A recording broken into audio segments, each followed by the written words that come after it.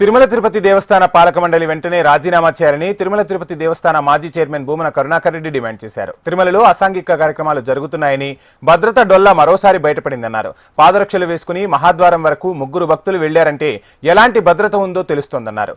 గోశాలలో ఆవులు చనిపోయాయని, దీనికి ప్రత్యక్ష సాక్షులు ఉన్నారన్నారు. జేసీబీలతో వెళ్లి పూడ్చిన కలేభరాలు తవ్వి మీడియా సమక్షంలో బయటపెడతామన్నారు. దీనికి కారణమైన అధికారులపై చర్యలు తీసుకోవాలని భూమన కరుణాకర్ రెడ్డి డిమాండ్ చేశారు.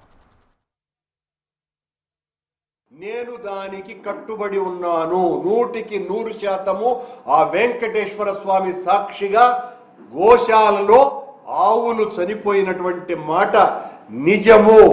నాతో పాటు మొత్తం పాత్రికేయ మిత్రులందరినీ కూడా తీసుకువెళ్ళండి. మీరు జేసీబీలతో పూడ్చినటువంటి ఆ గుంతలన్నీ లోడదాం, ఆ కళేబారాలని వెలికి తీద్దాం. మీ పాలనలో జరుగుతున్నటువంటి అఘాయాత్యాలను ప్రపంచానికంతా చూపిద్దామని సవాలు విసురుతున్నా. ఊరికని మా మీద మాట్లాడితే ఉపయోగంలే. మీరు నిన్న జరిగినటువంటి ఆ ఘోర కలిని నేను వెలికి తీస్తే మీరు మాట్లాడినటువంటి మాటలకి ఈ రోజున కొండ మీద జరిగినటువంటి ఈ అపచారం, ఘోర అపచారం ఒకసారి తరచి చూసుకోమని చెప్తున్నాను. నేను మీ పాలనలో భగవంతుడు మీకు నిరంతరము వేస్తున్నటువంటి మొట్టికాయలు ఏ రకంగా ఉన్నాయో ఒకసారి చూడండి అని తెలియజేస్తున్నా.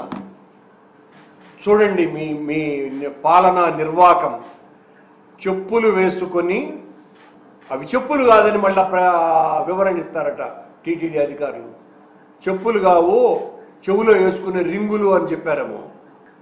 ఇంత దారుణమైనటువంటి పరిస్థితులకి తిరుమల తిరుపతి దేవస్థానాన్ని తీసుకొని వచ్చినారు.